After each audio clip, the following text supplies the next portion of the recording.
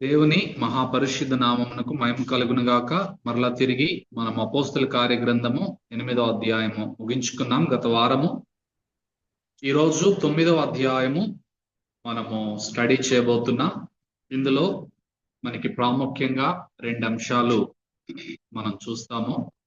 అపోస్తల కార్యగ్రంథం 9వ అధ్యాయంలో 1 నుంచి 31వ వచనం వరకు మనము రూపాంతరం చెందినటువంటి జీవితాన్ని, ట్రాన్స్ఫార్మ్ లైఫ్ అని గురించి మనము స్టడీ చేస్తున్నాం.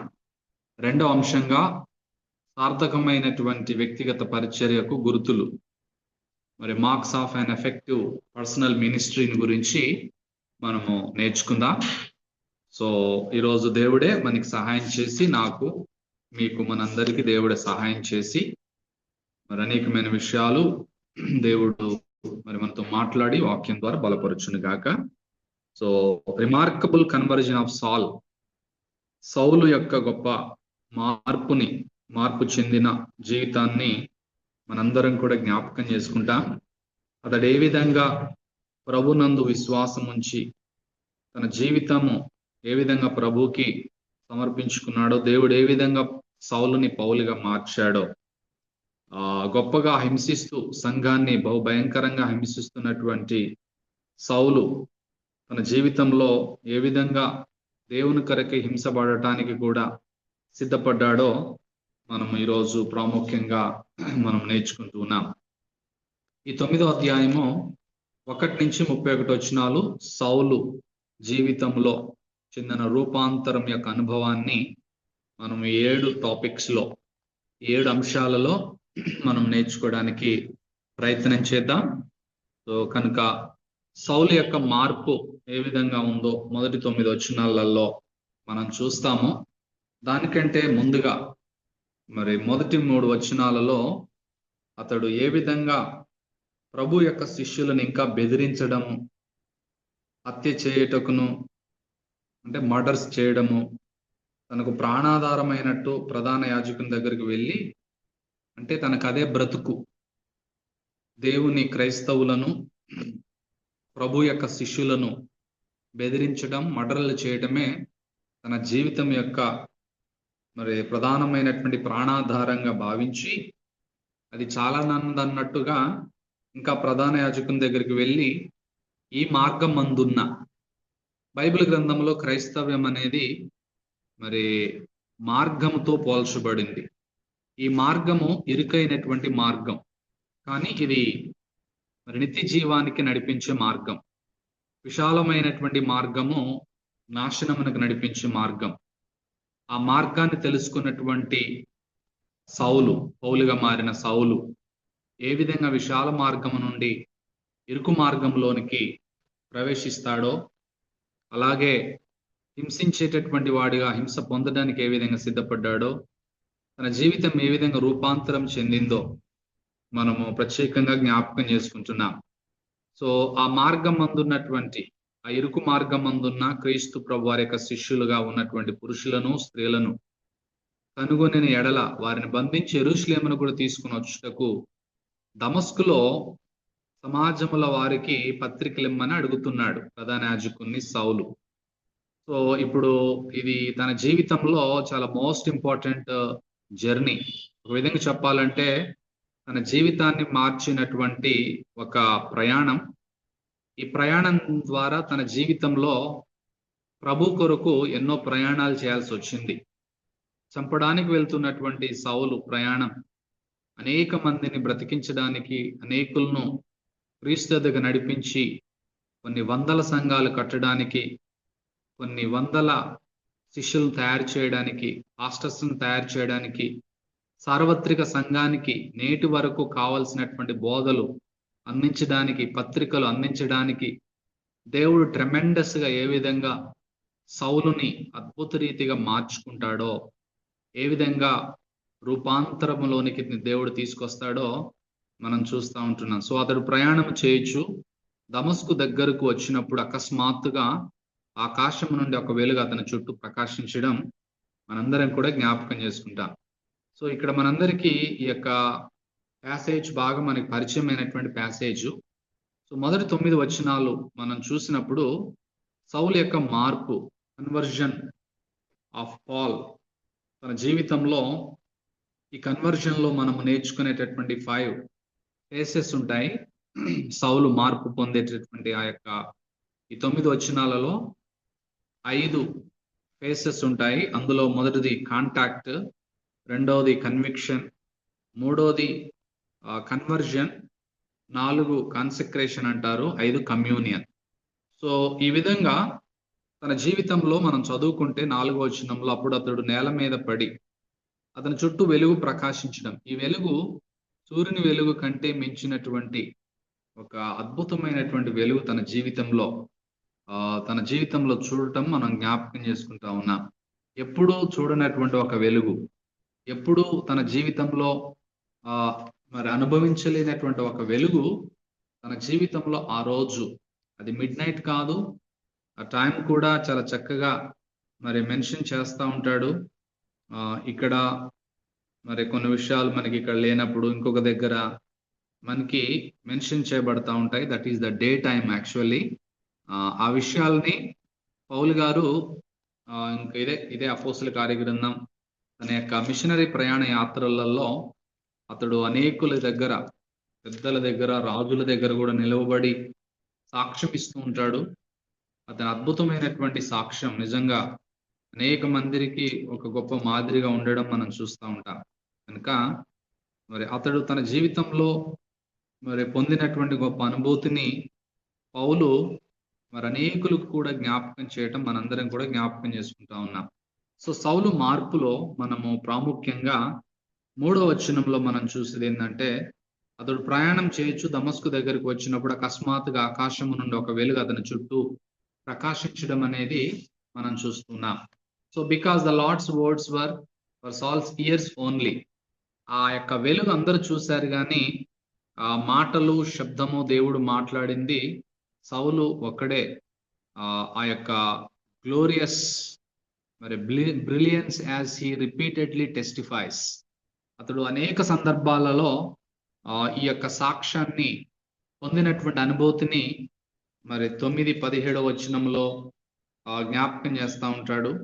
9-17 అన్నీ వెళ్ళి ఆ ఇంట ప్రవేశించి అతని మీద చేతులుంచి, సౌలా సహోదరుడా, నీవు వచ్చిన మార్గంలో నీకు కనబడిన ప్రభు అయిన యేసు, ఆ వెలుగు ఎవరూ కాదు, ప్రభు అయినటువంటి యేసు, ఆయన మహిమలోనికి వెళ్ళి ఆయన కోటి సూర్యుల తేజస్సు కలిగినటువంటి ఆ మహిమా శరీరంతో ఉన్నటువంటి ప్రభుని చూసినటువంటి సౌలు 3 రోజులు భౌతికంగా చూడలేకపోయాడు. అలాంటి గొప్ప అనుభూతి తన జీవితంలో 27వ వచనంలో కూడా జ్ఞాపకం చేస్తాడు. అయితే బర్నబా అతని దగ్గరకు తీసి అపోస్తుల దగ్గర తీసుకుని వచ్చి అతడు త్రోవలో ప్రభువును చూచెననియు. సో వెలుగు నథింగ్ బట్ 3వ వచనంలో అతని చుట్టూ వెలుగు ప్రకాశించడం అనేది ప్రభువుని చూడటం. అతనితో పాటు అనేకులు కూడా ఆ వెలుగును చూచారు అని ఉంటది. సో పౌలు స్పెషల్ ఫోకస్ గా మనకు కనబడతా ఉన్నాడు. సౌలు ప్రభువును చూశాడు. వెలుగంటే ఓన్లీ వెలుగే చూడలేదు, ఆ వెలుగు అనేటటువంటి ఆ మాటలో ప్రభువుని చూడటం అనేది ఇక్కడ అననీయ చెప్తా ఉన్నాడు. అలాగనే బర్నబా కూడా ప్రభువును చూచిన సంగతి అంత మాత్రమే కాదు, ప్రభు అతనితో మాట్లాడినని, ఎలా డైరెక్ట్ గా ఒక మనిషితో ఎలా మాట్లాడతాడో అలాంటి మాటలు సౌలు విన్నాడు. సో ఆ విధంగా ధైర్యం తెచ్చుకొని బోధించడానికి అతను ఎంతో గొప్ప శక్తిని పొందుకున్న వాడిగా ఉన్నాడు. 22:14 కూడా ఇదే అపోస్తుల కార్యగ్రంథము 22వ అధ్యాయము 14వ వచనంలో కూడా మనం జ్ఞాపకం చేసుకుంటే, అప్పుడు అతడు మన పితరుల దేవుడు తన చిత్తమును తెలుసుకున్నటకును ఆ నీతిమంతుని చూచుటకును ఆయన నోటి మాట వినుటకును నిన్ను నియమించి ఉన్నాడు అనేటటువంటి మాటలు. అంటే సౌలు తన జీవితంలో దేవుణ్ణి చూడటం, 2 ఆయన నోటి మాటను వినటం అనేవి చాలా కీలకమైనటువంటి విషయాలుగా మనం చూస్తా ఉన్నాం. ఇదే అపోస్తుల 26వ అధ్యాయము 16వ వచనంలో కూడా నీవు నన్ను చూచి ఉన్న సంగతిని, అంటే దేవుడు డైరెక్ట్ గా పౌలుతో మాట్లాడుతున్నాడు. ఇక తర్వాత పరిచర్యలో అతడు మరి సువార్త ప్రయాణాలలో, సంఘాల స్థాపనలో, ఆయన చనిపోయే ముందు వరకు కూడా మరి ప్రభు చాలా సందర్భాలలో మాట్లాడాడు స్వరంతో. సో నీవు నన్ను చూచి ఉన్న సంగతిని గూర్చియు ప్రభువే సౌలుతో అంటున్నాడు, నేను నీకు కనపడబోవు సంగతిని గూర్చియు నిన్ను పరిచారకుని గాను సాక్షిని గాను నియమించుటకి కనబడి ఉన్నాను. సో రీజన్ అన్నమాట, దేవుడు ఎందుకు సౌలుకు కనపడ్డాడు, దేవుడు ఎందుకు సౌలుతో మాట్లాడాడు, ఏం మాట్లాడాడు కూడా మనం చూద్దాం.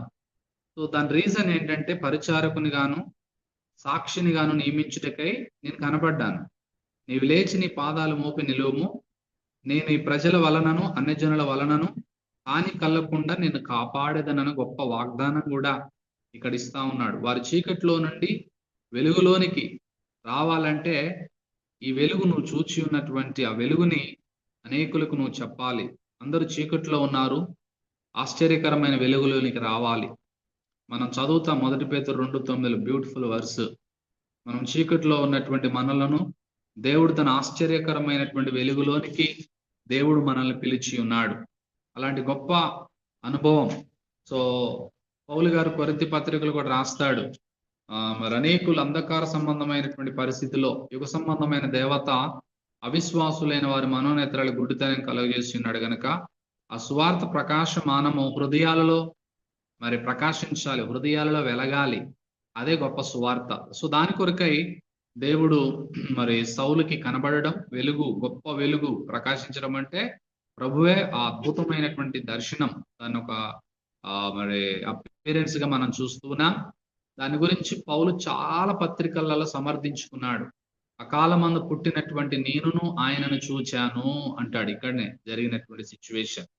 సో ఆయన యొక్క స్వరాన్ని వినటం, అనేక సందర్భాలలో దేవుడు ప్రభు మరి సౌలుతో మాట్లాడడం మనం చూస్తాం. కనుక మరి చీకట్లో ఉన్నటువంటి వారు వెలుగులోనికి, అనగా సాతాన్ అధికారంలో నుండి దేవుని వైపునకు తిరిగి నా యందలి విశ్వాసము చేత పాప క్షమాపణ పరిశుద్ధపరచబడిన వారిలో స్వాస్థ్యమును పొందినట్లు వారి కన్నులు తెరుచుటకై నేను నిన్ను వారి యొద్దకు పంపేదనని చెప్పాను.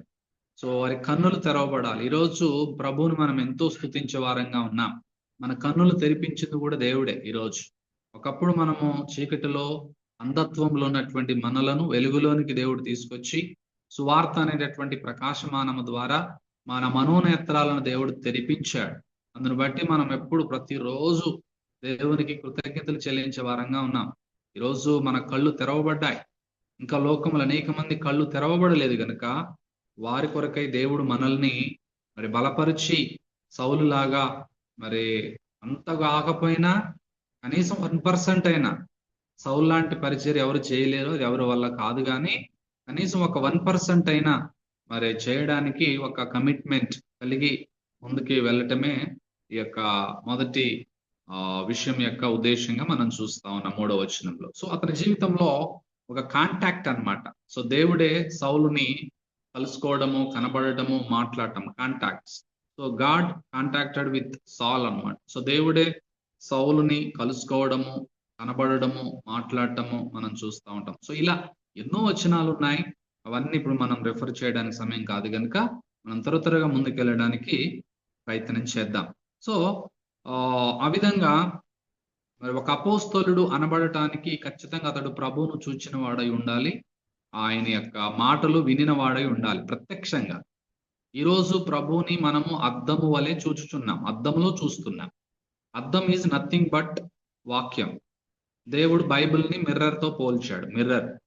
సో అద్దములో ఆత్మ ద్వారా మనము ప్రభువుని పరోక్షంగా చూస్తున్నాం. ఆయన యొక్క మాటలు కూడా మనము పరోక్షంగా వింటున్నాం, అంటే రిటన్ డాక్యుమెంట్ రూపంలో మనం వింటున్నాం. కానీ సౌలు తన జీవితంలో ప్రత్యక్షంగా ప్రభువును చూచాడు, అలాగే ప్రత్యక్షంగా ప్రభు యొక్క స్వరాన్ని విన్నాడు. అది ఎందుకు జరగాలి అని అంటే ఇతడు అన్ని జనులకు అపోస్తలుడిగా ఉండుట కొరకై అది మ్యాండేటరీ అన్నమాట, అది కంపల్సరీ. ఒక అపోస్తలుడిగా పిలువబడటానికి మరి ఫస్ట్ రూల్ ఏంటంటే అతడు ప్రభువును చూచిన వాడై ఉండాలి, ఆయన యొక్క మాటలు విన్నవాడై ఉండాలి. సో దాని కొరకై అది నెససరీగా ఉంటా ఉంది. సో ఆ విధంగా మరి సౌలు జీవితంలో కాంటాక్ట్ మనం చూసాం, మార్పులో. తర్వాత కన్విక్షన్. ఏ విధంగా 4వ వచనంలో సౌలు ఆ నేల మీద పడిపోతాడు. పడిపోయిన సందర్భంలో సౌలా సౌలా అనేటటువంటి మాటలు వింటాడు 2 సార్లు. నీవేళ నన్ను హింసించుచున్నావని తనతో ఒక స్వరము పలుకట వినెను. సో 4వది ఏంటంటే కన్విక్షన్. తన జీవితంలో యేసు ప్రభు వారు మాట్లాడుతున్నాడు అనమాట. Why are you persecuting me? So ఈ మాట మనకి ఏం జ్ఞాపకం చేస్తా ఉందంటే, ప్రాముఖ్యంగా నీవు నన్ను ఎందుకు హింసించుచున్నావు అనే మాటలో reflect the inseparable link between Jesus and his church, his believers. యేసయ్యకు విశ్వాసులకు విడదీయలేని బంధాన్ని, హెడ్ ఆఫ్ ద బాడీ యేసు ప్రభు వారే గనుక, ఆ హెడ్ లేకపోతే బాడీ లేదు, క్రీస్తు లేకపోతే సంఘం లేదు, క్రీస్తు లేకపోతే మనం లేము. సో ఆయన శరీరంలో ఉన్నటువంటి ఏ ఒక్క విశ్వాసుని టచ్ చేసినా ఆయన టచ్ చేసినట్లే. అందుకోసమే పాత నిబంధనలో మన ప్రవక్తల పుస్తకాల్లో చదువుతాం మనం, మిమ్ము ముట్టిన వాడు నా కనుగుడ్డును ముట్టినట్లే అని, మిమ్ము ముట్టిన వాడు నా కనుపాపను ముట్టినట్లే. సో ఈ విధంగా సౌలు అనేక మంది క్రీస్తు శరీరంలో ఉన్నటువంటి అవయవాలుగా మనల్ని దేవుడు మరి చూస్తూ ఉన్నాడు గనుక అనేక మంది శిష్యులను, క్రైస్తవులను హింసిస్తూ చంపుతున్నటువంటి పరిస్థితిలో దేవుని యొక్క కనుగుడ్డును ముడుతూ శరీరాన్ని మరి భయంకరంగా అటాక్ చేస్తున్నటువంటి సౌలు జీవితంలో ఒక అద్భుతమైనటువంటి మార్పులో కన్విక్షన్ కోసమై దేవుడు నీవు నన్ను ఎందుకు హింసించుచున్నావు, నీవేళ నన్ను హింసించుచున్నావు అని అతనితో ఒక స్వరము పలుకుట పౌలు వినటం మనందరం కూడా జ్ఞాపకం చేసుకుంటా ఉన్నా. So even those who don't persecute believers but simply live apart from Jesus Christ are the guilty of crimes against him, as was Saul. సౌలు ఆ రోజు క్రైస్తవులను హింసించాడు. ఆ విధంగా హింసించినటువంటి సౌలుతో పాటు ఒకవేళ విశ్వాసులని ఎవరైనా హింసించకపోయినా కూడా వారు కూడా నేరం కిందికి వస్తారు అని మనందరం కూడా 1 కొరింథీ 16:22 చదువుతాం. అక్కడ ఏముంటుందంటే, ప్రభు అయిన యేసుక్రీస్తుని ప్రేమింపని వాడు శపింపబడును గాక అని పౌలే రాస్తాడు. సో ఆ విధంగా క్రైమ్ ఆఫ్ క్రైమ్స్ ఏంటి అని అంటే, for which men will be eternally damned is to refuse to love and follow the lord Jesus Christ. యేసుక్రీస్తుని నిరాకరించి ఆయనను ప్రేమించకుండా ఉన్న ప్రతి వ్యక్తి, అది పెద్ద క్రైమ్ ఆఫ్ క్రైమ్స్ అన్నమాట. Crime of all crimes. నేరాలలో అతి పెద్ద నేరం ఏంటంటే ప్రభువుని ప్రేమించకపోవడం, ఆయనను అనుసరించకుండా జీవించడమే చాలా పెద్ద నేరంగా మరి మనం జ్ఞాపకం చేసుకుంటున్నాం. సో నిజమైన రక్షణ అనేది కన్విక్షన్ మీద ఆధారపడి ఉంటుంది. అది పాపం యొక్క పర్యవసానంగా మనం చూస్తా ఉన్నాం. తర్వాత తన జీవితంలో 5వ వచనంలో కన్వర్జన్, మార్పు. ఇప్పుడు ప్రభువా నీవెవడవని అడుగగా ఆయన నీవు హింసించుచున్న యేసును అని చెప్పడం మనందరం కూడా జ్ఞాపకం చేస్తూ ఉంటాం. నీవు హింసించుచున్న యేసును నేనే. ఇందాక మనం చూసాం, ప్రభువుకి సంఘానికి విడదీయలేని బంధం ఉంది. Head of the church is Jesus, body is church.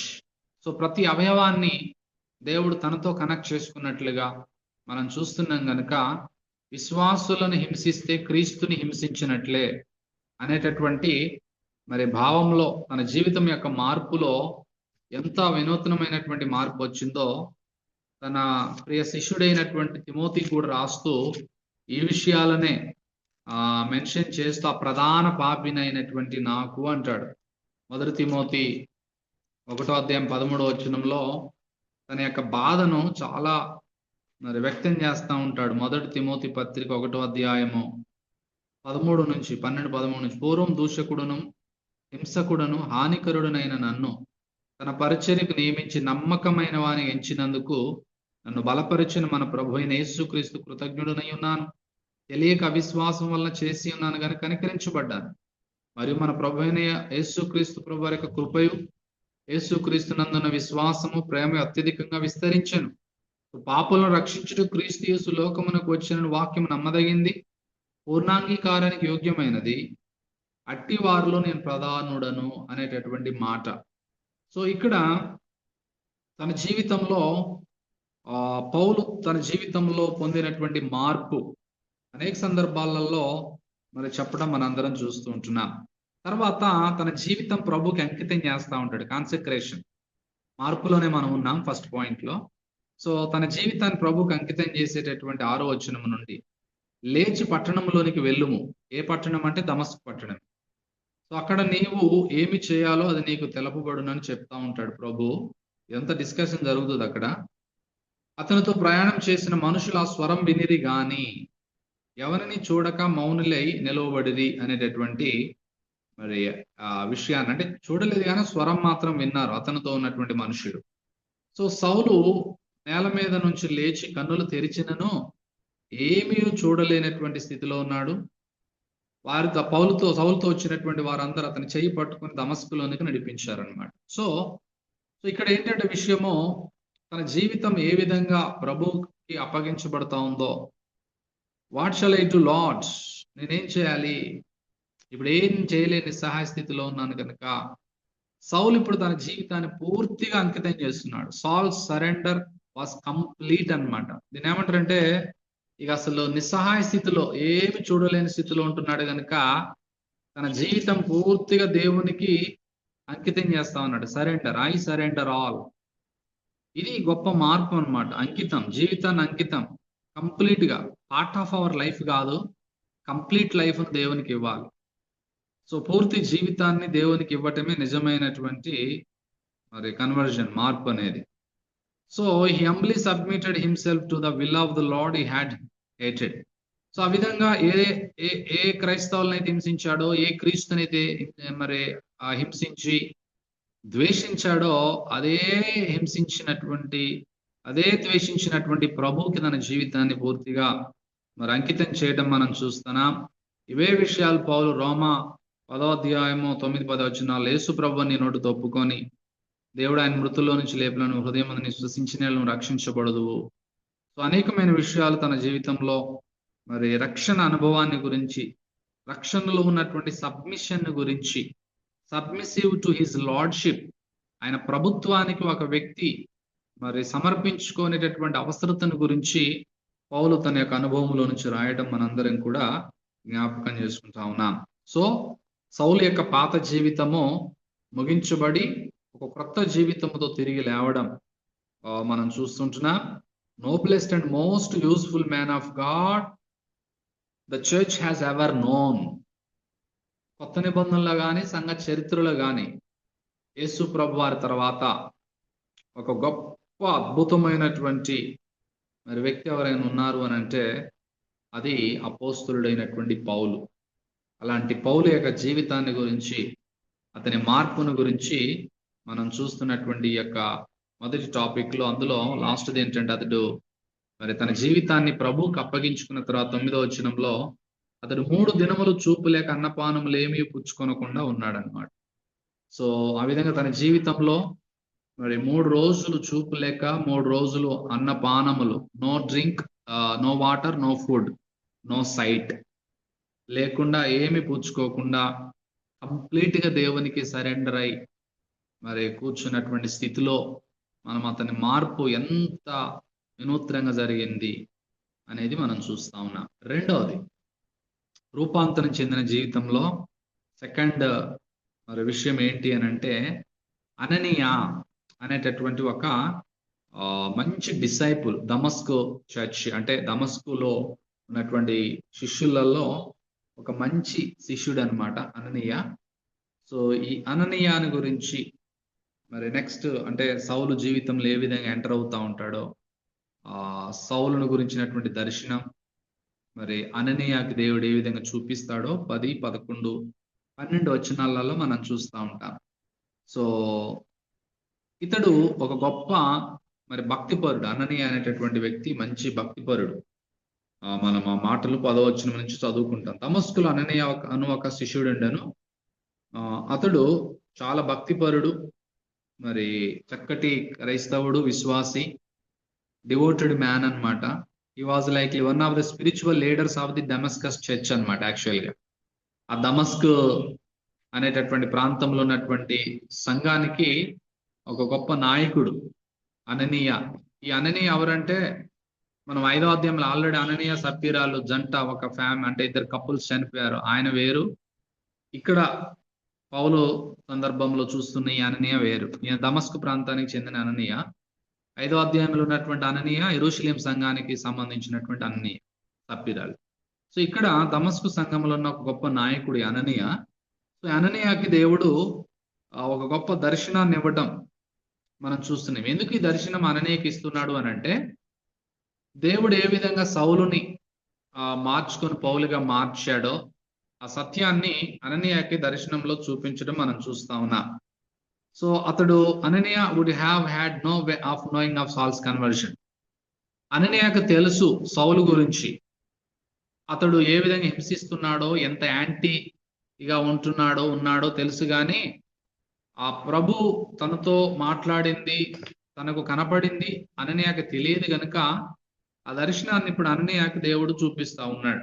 10వ వచనంలో అననీయ దర్శనం ప్రభు దర్శనమందు అననీయ అని అతని పిలువగా అతడు, ప్రభువా ఇదిగో నేను ఉన్నాను నేను. 11వ వచనం, అందుకు ప్రభు, నీవు లేచి తిన్నని దనబడిన వీధికి వెళ్ళి, అంటే దమస్కులో తిన్నని దనబడిన వీధికి వెళ్ళి యూదా అనువాని ఇంట, అతడు కూడా ఒక విశ్వాసి, యూదా అనువాని ఇంట తార్సువాడైన సౌలు అనువాని కొరకు విచారించుము, ఇదిగో అతడు ప్రార్థన చేయుచున్నాడు అనేటటువంటి విషయం అన్నమాట.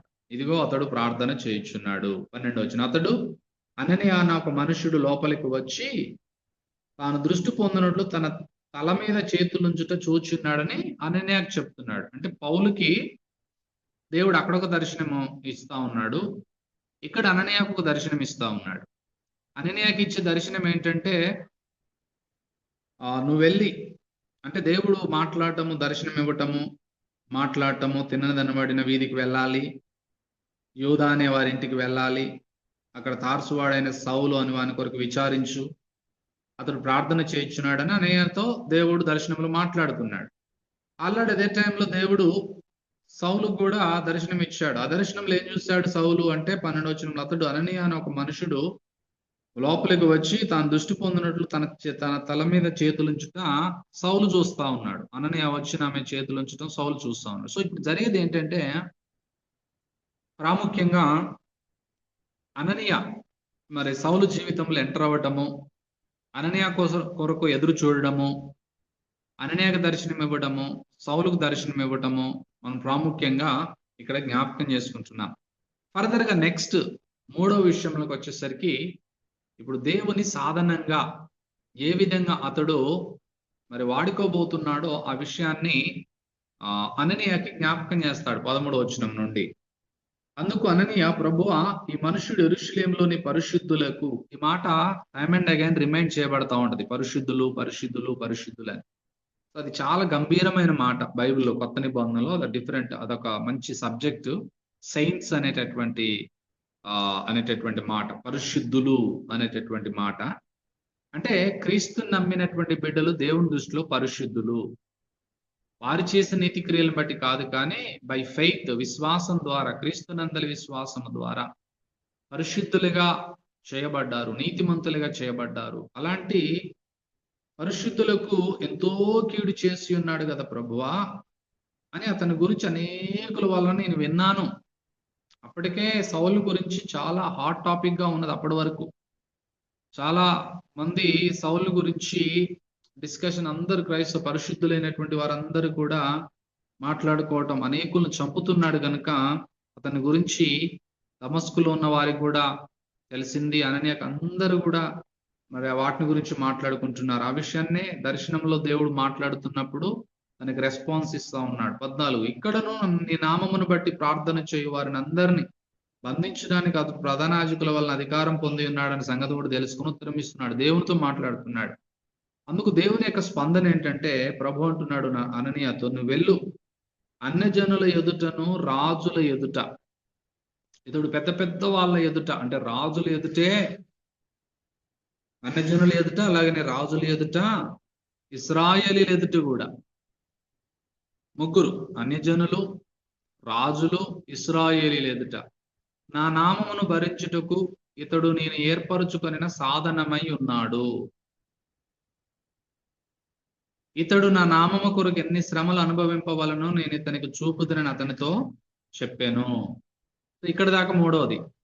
సో దేవుడు ఏ విధంగా సౌలుని తన కొరకై ఒక సాధనముగా, తన కొరకై ఒక పాత్రగా దేవుడు పిలుచుకున్నాడో, దేవుడే పిలుచుకున్నాడు. సౌలు రాలేదు సేవ చేయాలని, దేవుడే సౌలును పిలుచుకున్నాడు. సో సౌలు యొక్క పిలుపును గురించి మరి అననీయాకి జ్ఞాపకం చేయటం మనం చూస్తుంటున్నాం. నీకు తెలుసు కదా ప్రభువా, ఈ దేవుడు ఎంత పరిశుద్ధులకు అన్యాయం చేస్తున్నాడో, బంధిస్తున్నాడో, హింసిస్తున్నాడో, చంపేస్తున్నాడో అనే విషయాలన్నీ కూడా ప్రభువుకి చెప్తున్నప్పుడు దేవుడు అననీయాకి అనేకమైన విషయాలు క్లారిటీ ఇస్తా ఉన్నాడు. సో అలాంటి సందర్భంలో మరి అతని యొక్క ప్రాముఖ్యమైనటువంటి మినిస్ట్రీ పిలుపు ఏంటి అని అంటే అన్యజనులకు. ఫస్ట్ అన్యజనులకు అపోస్తలుడు ఇతడు. పేతురు మిగతా వారందరూ యూదులకు అపోస్తలులు. పౌలు ఒక్కడు అన్యజనులకు అపోస్తలుడుగా ప్రాముఖ్యంగా మేజర్గా పనిచేసిన వాడిగా ఉంటా ఉన్నాడు. So he was privilege to bear witness to the Lord before kings also. అతడు రాజుల ఎదుట కూడా ప్రభు కొరకే సాక్ష్యం ఇచ్చిన వాడిగా ఉన్నాడు. లైక్ అగ్రిప్ప, మనము చివరి అధ్యాయాలలో మనం చూస్తాం. ఆ విధంగా అద్భుతంగా రాజుల ఎదుట కూడా అతడు సాక్ష్యం ఇవ్వటం మనం చూస్తూ ఉంటాం. నీరో ఎదుట, సీజర్, ఇలాంటి గొప్ప గొప్ప రోమ చక్రవర్తుల ఎదుట కూడా సాక్ష్యం ఇవ్వటం, ఫేస్తు ఎదుట సాక్ష్యం ఇవ్వటం మనం చూస్తూ ఉంటున్నాం. సో ఆ విధంగా ప్రభు కొరకై అతడు నిలవబడి మరి గొప్ప శ్రమలు పొందినటువంటి వాడిగా ఉంటున్నాడు. సో ఈ never stopped until an axe severed his devout head from his faithful body. ఎప్పటి వరకు శ్రమలు పొందాడు పౌలు గారు అని అంటే, రోమాలో నీరో చక్రవర్తి ద్వారా తన తల తెగ నరికి వేయబడే వరకు ప్రభు కొరకు శ్రమలు పొందినటువంటి ఒక గొప్ప మరిచిపోలేనటువంటి ఒక అద్భుతమైనటువంటి భక్తుడు Saul. So didn't wait long to begin, only a few days. మరి కొన్ని సంవత్సరాలు, కొన్ని దినాలకు తన జీవితంలో ప్రభు కొరకు హతసాక్షిగా మారినంత వరకు అతడు ఎన్నో శ్రమలు పొందాడు. ఆ తర్వాత మహిమలోనికి చేర్చబడ్డాడు. సో ఇది మరి దేవుని కొరకైనటువంటి సాధనంగా అతడు అన్యజనులకు, అలాగనే రాజులకు, అలాగనే తర్వాతకి ఇశ్రాయేలీయుల ఎదుట కూడా చాలా సందర్భాలలో మరి దేవుని నామాన్ని భరించడానికి ఏర్పరచబడినటువంటి సాధనంగా, ఏర్పరచుకున్న సాధనంగా మనం చూస్తున్నాం. తర్వాత నాలుగవది, అతడు ఆత్మతో నింపబడేటటువంటి అనుభవం 17వ వచనంలో ఉంది. సో అననీయాతో మాట్లాడినటువంటి సందర్భం అన్నమాట ఇదంతా కూడా. అననీయ దేవుని యొక్క మాటకు విధేయత చూపిస్తాడు. సో విధేయత చూపించి అతడు వెళ్తాడు. అననీయ వెళ్ళి ఆ ఇంట ప్రవేశిస్తాడు. దేవుడు చెప్పినట్లుగా అతని మీద చేతులుంచి, సౌలా సహోదరుడా, నీవు వచ్చిన మార్గంలో నీకు కనబడిన ప్రభు అయిన యేసు, నీవు దృష్టి పొంది పరిశుద్ధాత్మతో నింపబడినట్లు నన్ను పంపి ఉన్నాడని చెప్పాడు. సో అననీయ వచ్చి సేమ్ ఏదైతే దర్శనంలో సౌలు చూశాడో, ఏదైతే ఆల్రెడీ దేవుడు అననీయకు దర్శనంలో చూపించాడో, అదే విషయాన్ని మరి ఇక్కడ మనం చూస్తా ఉన్నాం. వెళ్ళి అతడు సౌలు మీద చేతులుంచి ప్రార్థన చేసి, సౌలా నువ్వు దృష్టి పొందు, మరి పరిశుద్ధాత్మతో నింపబడు, దానికోసమే దేవుడు నన్ను పంపించాడని చేతులుంచడం. ఇక్కడ అననీయ సౌలు మీద చేతులుంచడాన్ని గురించి మరి మనం ప్రాముఖ్యంగా ఈ వచనాలలో మనం జ్ఞాపకం చేసుకుంటున్నాం. తద్వారా spirit of God was already active in Saul's life. So దమస్కు మార్గంలో ఎప్పుడైతే సౌలా నీవు నన్నేలా హింసించుచున్నావు అనేటటువంటి ఆ క్షణం నుండి పరిశుద్ధాత్ముడు సౌలు జీవితంలో మరి ఆల్రెడీ యాక్టివ్గా మరి కార్యాన్ని జరిగించేవాడిగా మరి ఆయన ఉంటా ఉన్నాడు. కన్విక్ట్ చేస్తా ఉన్నాడు పాపాన్ని గురించి, తీర్పుని గురించి. అలాగనే మరి ప్రభు కొరకైనటువంటి తన జీవితాన్ని అప్పగించుకోవడంలో,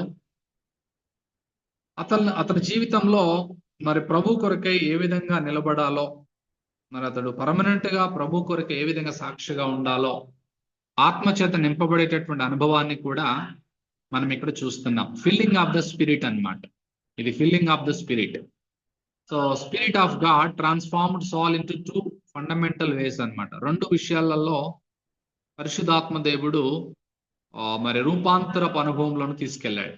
ఒకటి ఏంటి అంటే పరిశుద్ధాత్ముడు మరి సౌలుని ఆ మరి న్యాచురల్ స్ట్రెంగ్త్ అనగా ఆ మరి సౌలు తన జీవితంలో మరి ఒక అద్భుతమైనటువంటి నాయకుడిగా, ఒక అద్భుతమైనటువంటి మరి వరం కలిగినటువంటి నాయకుడిగా ఉండడానికి పరిశుద్ధాత్మ దేవుడు తన జీవితంలో రూపాంతరం చేసినటువంటి పరిస్థితిని మనం చూస్తున్నాం. రెండు, పరిశుద్ధాత్మ దేవుడు సౌలుని ఒక అద్భుతమైనటువంటి మరి వ్యక్తిగా మార్చడం మనం యొక్క వచనాలలో ప్రాముఖ్యంగా మనం చూస్తా ఉన్నాం. సో ఇది తన జీవితంలో ఆత్మతో నింపబడేటటువంటి అనుభవాన్ని ఇక్కడ 9:17లో మనం చూస్తాం. తర్వాత 5వ అంశంలో అతడు ఆత్మతో నింపబడినటువంటి అనుభవం కలిగిన తర్వాత అతడు 18 నుంచి 19 ఈ 2 వచనాలలో శిష్యులతో కలిసి సహవాసం. పిమ్మట అతడు దమస్కులో నున్న శిష్యులతో కూడా కొన్ని దినములు ఉండెను. వెంటనే సమాజ మందిరములో మరికి వెళ్ళడము మనందరం కూడా చూస్తా ఉన్నాం. 18, 19 అప్పుడే అతని కన్నుల నుండి పొరల వంటివి రాలగా దృష్టి కలిగి లేచి బాప్తిసం పొంది ఆ తర్వాత ఆహారం పుచ్చుకుని బలపడ్డాడు. పిమ్మట అతడు దమస్కులో ఉన్న శిష్యులతో కూడా కొన్ని దినాలు ఉండటం అంటే ఫెలోషిప్ విత్ ద సెయింట్స్ అన్నమాట. అంటే పరిశుద్ధులతో సహవాసం కలిగినటువంటి వాడిగా, మోస్ట్ ఇంపార్టెంట్ అన్నమాట. ఎందుకంటే ఒక రక్షించబడిన క్రైస్తవుడు ఖచ్చితంగా ఇండిపెండెంట్ గా ఉండకూడదు, ఐసోలేటెడ్ గా ఉండకూడదు. సో ప్రతి క్రైస్తవునికి ఒక సహవాసం అనేది, ఒక చర్చ్ ఫెలోషిప్ అనేది లేకపోతే వారి జీవితం అనేది అది ఒక బాట లేని జీవితం లాగా వెళ్ళిపోతూ ఉంటది. స్ట్రాంగ్ ఫెలోషిప్, ఒక అద్భుతమైనటువంటి మనం సహవాసాన్ని గురించి మనం ఫస్ట్ సెకండ్ చాప్టర్ నుంచి మనం చూస్తున్నాం. 120 మంది సహవాసంతో ప్రారంభించబడినటువంటి సహవాసాలు ఎంత అద్భుతంగా ఉంటున్నాయో. మరి ఇక్కడ సౌలు కూడా పరిశుద్ధులతో చేరినటువంటి వాడిగా ఉన్నాడు. ఒక పరిశుద్ధుడితోనే చేరాలి. అందుకోసం బైబిల్ 2 కొరింథీయులు పౌలు రాశాడు, విశ్వాసితోనే మరి వివాహం గాని సహవాసం గాని కలిగి ఉండాలి. అవిశ్వాసితో సహవాసం చేయకూడదు, జోడుగా ఉండకూడదు, పొత్తు లేదు, సహవాసం లేదని చెప్తా ఉంటాడు. సో కనుక పరిశుద్ధులతో ఎక్కువ టైం స్పెండ్ చేయాలి, పరిశుద్ధులతో సహవాసం చేయాలి. సో ఇది చాలా అద్భుతమైనటువంటి విషయం. సత్యాన్ని మనం ఇక్కడ 19వ వచనంలో నేర్చుకుంటున్నాం. దమస్కులో ఉన్న శిష్యులతో కూడా కొన్ని దినాలు ఉండటం అంటే పరిశుద్ధులతో సహవాసం చేస్తా ఉన్నాడు. సో ఆదిమ సంఘం ఆ విధంగానే అపోస్తుల బోధలో, అలాగనే రొట్టె విరుచుట్లో, సహవాసంలో, ప్రార్థన చేయటంలో వారు ఎదిగినట్లుగా మనం చూస్తున్నాం. సో ఈ దినాలలో కూడా ఒక క్రైస్తవునికి మ్యాండేటరీ విషయం ఏంటంటే ఫెలోషిప్. పాత నిబంధనలో ప్రెసెన్స్ అన్నమాట, కొత్త నిబంధనలో ఫెలోషిప్. ఈ మాటని మీరు నోట్ చేసుకోండి. ఇన్ ద ఓల్డ్ టెస్టిమెంట్, పాత నిబంధనలో చాలా సందర్భాలలో మనం చూస్తాం దేవుని సన్నిధి అనేది. So that God's presence is replaced as fellowship in the New Testament. Okay, so ఈ మాటను మనం జ్ఞాపకం చేసుకుంటే పాత నిబంధనలో ఉన్నటువంటి దేవుని సన్నిధి అనేటటువంటి మాట సర్టన్ ప్లేస్ కి, ఒక కొన్ని స్థలాలకు పరిమితమైనటువంటి ఆ దేవుని సన్నిధి క్రొత్త నిబంధన చర్చి సంఘ సహవాసం దగ్గరికి వచ్చేసరికి అది ఏ విధంగా మారిందంటే 2-3 కూడి ఉన్న చోట, అంటే అర్థం ఏంటంటే సంఘముగా కూడి ఉన్న చోట, సహవాసంగా పరిశుద్ధులు కూడి ఉన్న చోట, ఒక గుంపుగా సంఘములో, చర్చిలో వారి ప్రార్థనలో, వాక్యంలో, సహవాసంలో, రొట్టె విరుచుటంలో, ప్రభుని స్తుతించటంలో, పాడటంలో, కొనియాడటంలో, ఆరాధించడంలో కూడి ఉన్న చోట నేను ఉంటానని దేవుడు వాగ్దానం చేసినటువంటి ఫెలోషిప్ అనేది క్రొత్త నిబంధనలో చాలా అమోఘమైనది, అద్భుతమైనది. సో రీప్లేస్మెంట్ అన్నమాట ఫెలోషిప్ కి, ప్రెసెన్స్ ఆఫ్ గాడ్ కి, అంటే దేవుని సన్నిధికి అండ్ ఫెలోషిప్ ఆఫ్ గాడ్ కి ఉన్నటువంటి ఒక బ్యూటిఫుల్ మరి డైమెన్షన్ ని మనం ఇక్కడ జ్ఞాపకం చేసుకుంటున్నాం. కనుక పౌలు తన జీవితంలో పరిశుద్ధులతో సహవాసం చేసిన వాడిగా మరి అతడు ఉండటము మనం చూస్తున్నాం. కనుక 1 కొరింథీ 5వ అధ్యాయం 9-10 వచనాలలో దాని గురించి పౌలు చెప్తా ఉంటాడు. అవిశ్వాసితో జోడుగా ఉండకూడదు. మరి company of the people of the world is probably still one of them. So ఏంటంటే ఇక్కడ విషయం ఏంటంటే మరి ప్రాముఖ్యంగా మాట్లాడకూడదని కాదు, లోకంలో ఉన్న వారితో కలిసి ఉండకూడదని కాదు, కానీ ఆ ఫెయిత్ కి సంబంధించింది. ప్రాక్టీస్ కి సంబంధించినటువంటి ఫెలోషిప్ అనేది చాలా ప్రాముఖ్యమైనటువంటి విషయంగా మనం ఇక్కడ నేర్చుకుంటున్నాం. అంటే ఒకరి నుంచి ఒకరి ద్వారా ఒకరి కొరకు ఒకరిని ఒకరు బలపరుచుకోవటం, ఒకరికి ఒకరు ఉపచారం చేసుకోవటం, ఒకరి కొరకు ఒకరు మరి పురుకొల్పుకోవటం, గద్దించుకోవటం, హెచ్చరించుకోవటం అనేటటువంటి మాటలు ట్రెమెండస్ గా న్యూ టెస్టిమెంట్ లో మనకు ఉంటాయి. ఫెలోషిప్ అనే మాట ఓన్లీ సండేకి పరిమితమైనది మాత్రమే కాదు, అది every day of our life. విశ్వాసులు ఒకరిని ఒకరు మరి పురుకొల్పుకొని మరి ఒకరికొకరు ఉపచారం చేసుకొని, అందుకోసం గలతీలో మనం చూస్తాం, విశ్వాస గృహమునకు చేరిన వారి ఎడల విశేషంగా మేలు చూచుకోండి అని చెప్తా ఉంటాడు. సో ఆ విధంగా ఫెలోషిప్ ఇవ్వబడినటువంటి ప్రాధాన్యత క్రొత్త నిబంధనలో చాలా అద్భుతమైనది అనమాట. 5వ టాపిక్ అయిపోయింది. 6వ దాంట్లోకి మనం వెళ్తున్నాం. అదేంటంటే ఫెలోషిప్ తర్వాత సౌలు బలముతో ప్రకటిస్తాడు. ఇప్పుడు 20-21 వచనాలలో సౌలు వెంటనే ఫెలోషిప్ స్ట్రెంగ్త్ అనమాట ఇది. అంటే ఇండివిజువల్ గా ప్రార్థన చేయటం అనేది ఒక విషయం అయితే, ఫెలోషిప్ గా, సంఘముగా, సహవాసముగా కలిసి ప్రార్థన చేయాలి. Individual prayer, family prayer, church prayer. ఈ 3 మన జీవితాలలో చాలా ఇంపార్టెంట్. ఇండివిజువల్ వ్యక్తిగతంగా ప్రార్థన చేయాలి. 2 ఫ్యామిలీ ప్రేయర్, కుటుంబంగా ప్రార్థన చేయాలి. 3 సంఘముగా, చర్చితో కలిసి ఏక మనస్సుతో ప్రార్థన చేయాలి. సో అలాంటి అనుభవము ఎన్నో ఉన్నాయి అక్కడ. మనకి ఎన్ని డీటెయిల్గా రాయబడలేదు, కానీ మనం అర్థం చేసుకోవాలి. అతడు శిష్యులతో కూడా కొన్ని దినాలు ఒట్టిగా టైం పాస్ చేయడానికి లేడు. ఏం జరిగింది అక్కడ అంటే ఎంతో విషయాలు జరిగినాయి. 19వ వచనంలో ఫెలోషిప్ అంటే అర్థం ఏంటంటే ప్రార్థన ఉంటది, పాటలు ఉంటాయి, ఆరాధన ఉంటది, ప్రాముఖ్యంగా వాక్యం ఉంటది. వాక్యం. సో ఒకరినొకరు పురుకొల్పుకోవటం, ఒకరికొకరు పరిచారం చేసుకోవటం, ఈ ఫెలోషిప్ అనేటటువంటి దాని ద్వారా పొందుకునేటటువంటి స్పిరిచువల్ స్ట్రెంగ్త్ అనేది చాలా గొప్పది, చాలా గొప్పది. ఈరోజు ప్రతిరోజు కూడా సంఘం అనేది ఫిజికల్ గా కావచ్చు, ఆన్లైన్ కావచ్చు, ఇలా. సో ఖచ్చితంగా అట్లా కూడుకోవటం ద్వారా ఎనలేని సంతోషం, ఎనలేని ఆత్మ బలం అనేది దేవుడు అనుగ్రహించేటటువంటి వాడిగా ఉంటా ఉన్నాడు. ఇది మనం ఎక్కడ పొందుకోలేం, మనం దీన్ని బై చేయలేం, దీన్ని కొనుక్కోలేం. మనం దేవుడు ఇచ్చేటటువంటి అంత గొప్ప స్ట్రెంగ్త్ అనేది ఫెలోషిప్ లో ఉంది. ఆ విధంగా సౌలు అంత గొప్ప బలాన్ని పొందుకొని వెంటనే సమాజ మందిరములలో, అంటే దమస్కులో ఉన్న సమాజ మందిరాలకు వెళ్ళాడు. వెళ్ళి ఏం చేస్తున్నాడంటే బలంతో ప్రకటిస్తున్నాడు. ఇప్పుడు చాలా బలం వచ్చింది. ఏసే దేవుని కుమారుడని ఆయన గూర్చి ప్రకటించుచు వచ్చును, వినిన వారందరూ విభ్రాంతి నొందుతున్నారు, ఇదేంది ఇట్లా చెప్తున్నాడు అని.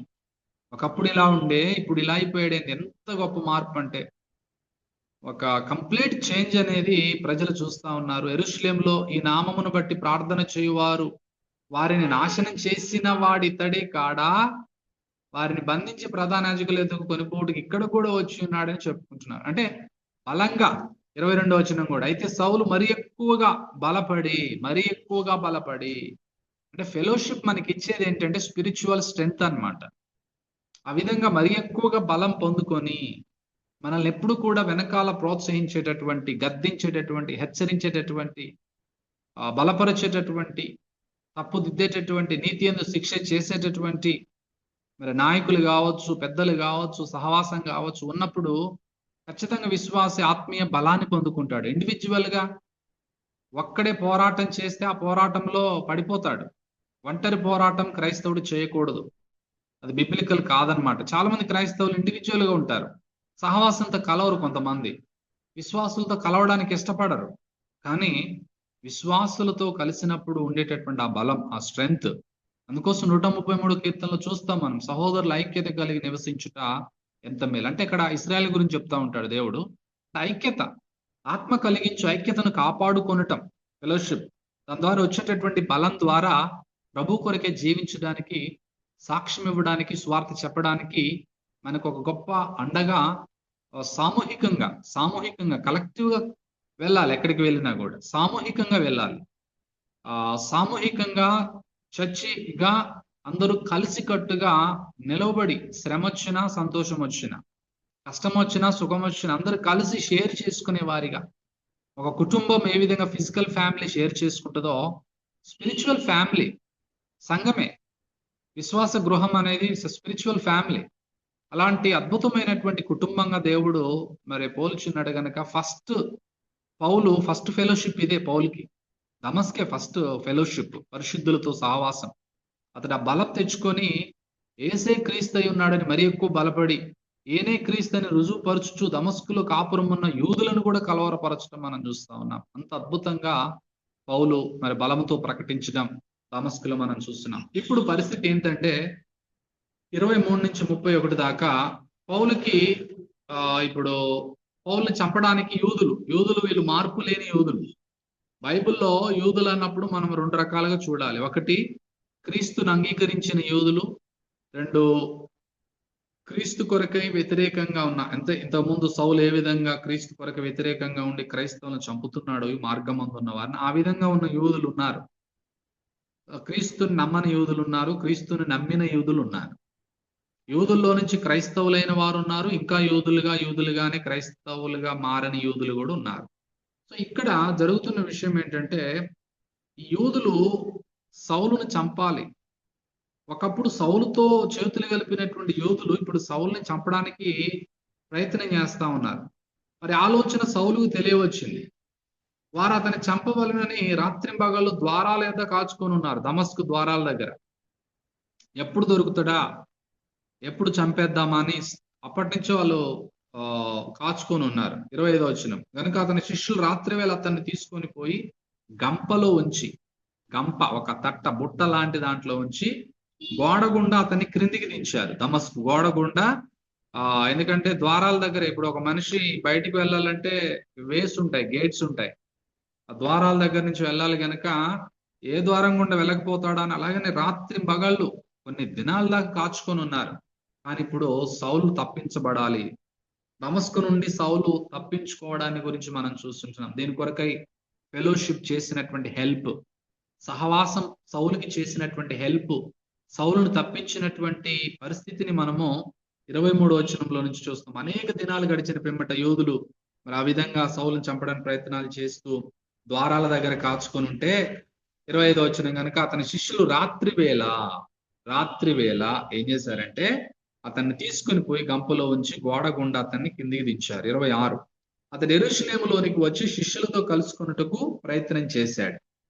సో అతడు ప్రాముఖ్యంగా మనం జ్ఞాపకం చేసుకునేది ఏంటంటే ఇక్కడ సఫరింగ్ లో 31వ వచనం దాకా మనం చదువుకుంటూ వెళ్తే అక్కడ శిష్యులతో కలుసుకున్నట్టు యత్నం చేశాడు, యెరూషలేములో ఉన్న శిష్యులతో. సో అతను శిష్యుడని నమ్మక అందరూ అతనికి భయపడ్డారు. యెరూషలేములో ఉన్నటువంటి సెకండ్ ఫెలోషిప్ అన్నమాట ఇతనికి. అక్కడ వీళ్ళు భయపడుతున్నారు. అయితే బర్నబా అతని దగ్గరికి తీసి, బర్నబా అంటే ఆదరణ పుత్రుడు, హెచ్చరిక పుత్రుడు అనేటటువంటి అర్థం అనమాట కింద ఉన్నది. సో ఆ బర్నబా మరి ఫస్ట్ ఏమో దమస్కులోనేమో అననీయ ఈ ఫెలోషిప్, ఇప్పుడు యెరూషలేములోనేమో బర్నబా ఆ ఫెలోషిప్. సో అతని దగ్గరికి తీసుకుని అపోస్తుల దగ్గర తోడుకుని వచ్చాడు. సో అతడు త్రోవలో ప్రభువును చూచింది, ప్రభు అతనితో మాట్లాడింది, అదంతా కూడా అతడు దమస్కులో యేసు నామమును బట్టి ధైర్యంగా బోధించింది, వారికి వివరంగా తెలియపరిచాడు అనమాట. అంటే తన సాక్ష్యాన్ని అంతటిని కూడా అక్కడ చెప్పడం మనం చూస్తాం. కనుక అతడు యెరూషలేములో వారితో కూడా మరి వచ్చుచు పోవచ్చు ప్రభు నామమును బట్టి ధైర్యంగా బోధిస్తా ఉన్నాడు. ఇప్పుడు యెరూషలేములో గ్రీకు భాషను మాట్లాడు యూదులతో మాట్లాడుచు తర్కించుచు ఉన్నాడు. వారు అతనిని చంప ప్రయత్నం చేసిరి గాని అక్కడ కూడా సహోదరులు దీనిని తెలుసుకొని అతన్ని కైసరేకు తోడుకొని వచ్చి తార్సునకు పంపారు. ఇప్పుడు యెరూషలేములో కూడా సౌలు చంపడానికి ప్రయత్నం చేశారు. అక్కడ ఉన్నటువంటి ఫెలోషిప్, మరి అక్కడ ఉన్నటువంటి పరిశుద్ధులు, క్రైస్తవులు, దేవుని బిడ్డలు, యూదుల్లో నుంచి మారినటువంటి క్రైస్తవులు మరి దీన్ని తెలుసుకొని సౌలుని కైసరయకు తోడుకొని వచ్చి మరి తార్సునకు పంపించడం మనం చూస్తున్నా. సో తద్వారా 31వ వచనం క్లైమాక్స్, కావున యూదయ, గలిలయ, సమరయ దేశంలో ఎందంతటా సంఘము క్షేమాభివృద్ధి నొందుచు సమాధానం కలిగి ఉన్నది కనుక ప్రభువునందు భయమును పరిశుద్ధాత్మ ఆదరణి కలిగి నడుచుకొనుచు విస్తరించుచున్నాను. సో ఇక్కడ ఏంటంటే ఈ యొక్క 31 వచనాలలో మనం చూసింది ఏంటంటే ఒక గొప్ప మార్పు, ఒక ఏషియన్ కంట్రీలో అంటే కాంటినెంట్ నుంచి ఆసియా ఖండంలో నుండి ఒక అద్భుతమైనటువంటి లీడర్లకే లీడర్, మరి ఒక గొప్ప వ్యక్తి రూపాంతరము, మార్పు చెందడానికి గురించినటువంటి అద్భుతమైన నివేదిక మనకి పాటలో లూకా భక్తుడు మరి ఇంతవరకు రాసి మనకి పొందుపరచడం జరిగింది. ఇప్పుడు మెయిన్ ఇంకొక టాపిక్ ఏంటంటే ఇప్పుడు షిఫ్ట్ అవుతుందన్నమాట. ఇప్పుడు లూకా భక్తుడు ఇప్పుడు 32వ వచనం నుండి 9వ అధ్యాయం 32 నుంచి 43 వరకు ప్లస్ 10వ అధ్యాయం 11వ అధ్యాయం అంతా కూడా ఇప్పుడు ఫోకస్ పేతురు మీద పెడుతున్నాడు. తర్వాత మళ్ళీ 12వ అధ్యాయంలో కూడా పేతురు మీద ఫోకస్ చేశాడు. 13వ అధ్యాయం నుంచి కంప్లీట్ గా పౌలు మీదనే ఫోకస్ చేసి తన యొక్క పరిచర్యను రాస్తా ఉన్నాడు. అంటే టైం గ్యాప్ ఒక 3 years గ్యాప్ పట్టింది అతడు పరిచర్యలోనికి వెళ్ళి ఎఫెక్టివ్ గా మిషనరీ జర్నీలు చేయడానికి. అతడు అరేబియాకి వెళ్ళటం, అక్కడ 3 సంవత్సరాలు ఉండటము, ఆ విషయాలన్నీ కూడా గలతీ పత్రికలో అతడు మెన్షన్ చేస్తా ఉంటాడు. మీరు ఫ్రీ టైంలో మీరు అందరు చదువుకోండి. గలతీ పత్రిక మరి మొదటి అధ్యాయంలో అక్కడ చాలా విషయాలు అతడు రాస్తా ఉంటాడు. మొదటి అధ్యాయంలో 18వ వచనము 17వ వచనంలో కూడా, నాకంటే ముందుగా అపోస్తులైన వారి యొద్దకు యెరూషలేమునకు వెళ్ళను లేదు గాని వెంటనే అరేబియా దేశంలోనికి వెళ్ళి తిని, సో పిమ్మట దమస్కు పట్టణమునకు తిరిగి వచ్చి తిని, అటు పైన 3 సంవత్సరములైన తర్వాత కేఫాను పరిచయం చేసుకునే వాళ్ళని యెరూషలేమునకు వచ్చి, అంటే గ్యాప్ అనేది ఒకటి ఉందన్నమాట. ఆ గ్యాప్స్ మనం ఫిల్ చేసే వచనాలు ఇవన్నీ కూడా. సో ఆ విషయాలన్నీ మరి మనకి ఇక్కడ గలతీ పత్రికలో పౌలు తెలుపుకున్నాడు. అయితే ఇప్పుడు లూకా ఏం చేస్తా ఉన్నాడంటే, ఇప్పుడు పేతురు యొక్క పరిచర్యను మరలా కంటిన్యూ చేస్తా ఉన్నాడు అనమాట. మరి ఒక సార్థకమైన వ్యక్తిగత పరిచర్య గుర్తులు అనమాట. సో పేతురు ఈరోజు పరిచర్య అనేది కేవలం గుంపు పరిచర్య అయిపోయింది. గుంపు పరిచర్య అంటే కేవలం స్టేజ్ పర్ఫార్మెన్స్ పరిచర్య మాత్రమే ఈ రోజులలో మరి నడుస్తుంది, కానీ అది ఫెయిల్యూర్. ఒక విధంగా చెప్పాలంటే అంత ఎఫెక్టివ్ కాదు అది. మరి ఎఫెక్టివ్ మరి మినిస్ట్రీ జరగాలంటే పర్సనల్ మినిస్ట్రీనే, దానికి మించిన మినిస్ట్రీ లేదు. వ్యక్తిగతమైనటువంటి పరిచర్య, person to person evangelism, person to person fellow friendship, person to person talking అనేది సువార్తని బాగా సార్థకం చేస్తుంది. ఆల్రెడీ పేతురికి క్రూసైడ్స్ అంటే 1000 మందికి చెప్పిన అనుభవం ఉంది, కానీ వ్యక్తిగతంగా అతడు చేసినటువంటి పరిచర్య ఎంత మోస్ట్ పర్సనల్ గా ఎఫెక్టివ్ గా ఉందో. మరి ఇందులో నుంచి మనం నేర్చుకునేది ఏంటంటే, మనం కూడా మనకి తెలిసినటువంటి ఫ్రెండ్స్ కి, నైబర్స్ కి, రిలేటివ్స్ కి మనం పర్సనల్ గా ఎలా మనము సార్థకంగా ఎఫెక్టివ్ గా మినిస్ట్రీ చేయాలో ఇక్కడ మనకి పేతురు జీవితంలో నుంచి ఒక 2 3 ప్రాంతాలలో అతడు చేసిన పరిచర్య, ఒకటి లుద్దాన్ అంటారు, రెండవది ప్రాముఖ్యంగా మరి యొప్పే అనే ప్రాంతము, షారోను అనేటటువంటి ప్రాంతము. సో ఇలాంటి ప్రాంతాల్లోనికి మరి పేతురు వెళ్ళటాన్ని మరి marks of an effective personal మినిస్ట్రీలో సార్థకమైన వ్యక్తిగత పరిచర్యకు ఒక 6 గుర్తులు మనం చూద్దాం పేతురులో నుంచి. తద్వారా మనం కూడా పర్సనల్ గా మినిస్ట్రీ చేసేటటువంటి విషయంలో ఒక క్రైస్తవుడు ఏ విధంగా పర్సనల్ గా పరిచర్యలో సువార్తలో ముందుకు వెళ్ళాలో కొన్ని విషయాలు మనం చూద్దాం. మొదటిది పేతురు యొక్క కలుపుగోలుతనం అన్నమాట. 32, 33 వచనాలలో మనము ఆ మాటలు మనం చూస్తాం. So Peter was involved in every place in every person. పేతురు చాలా కలుపుగోలుతనంగా ఉంటాడు, అందరితోని అన్ని ప్రాంతాల్లో ఇన్వాల్వ్మెంట్ అనేది పేతురు కలిగి ఉండడం చాలా గొప్ప విషయం. 32, 33.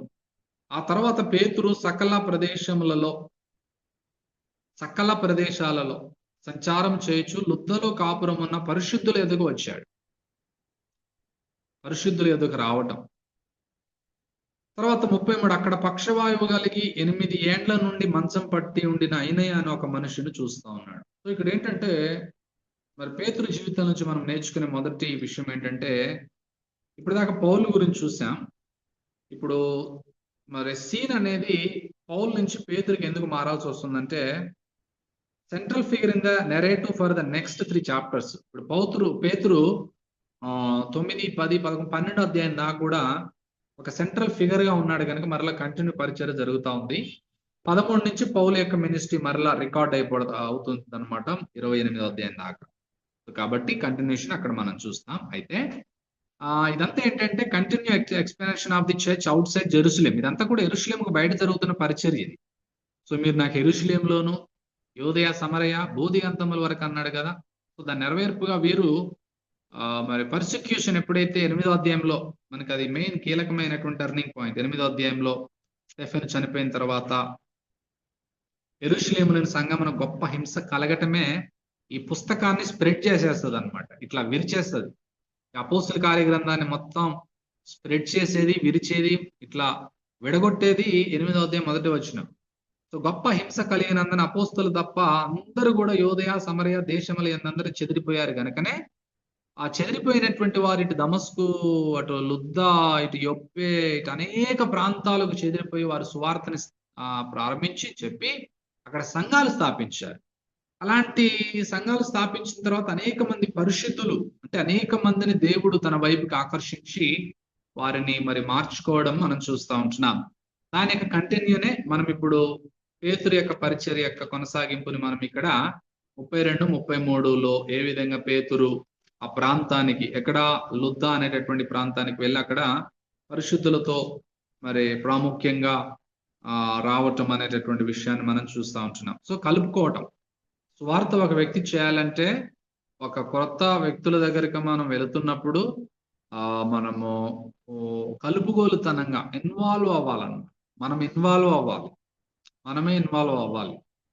అలాంటి కృప దేవుడే మనకి ఇవ్వాలి, దేవుడే నడిపించాలి. సో పేతురు ఆ విధంగా మరి ఇన్వాల్వ్మెంట్ అనేటటువంటిది అన్ని ప్రాంతాలలో అందరి ప్రజలతో, ప్రత్యేకంగా పరిశుద్ధులు ఎక్కడుంటే అక్కడ వీళ్ళు నా బిడ్డలు, నా క్రీస్తు బిడ్డలు అనేటటువంటి తత్వం.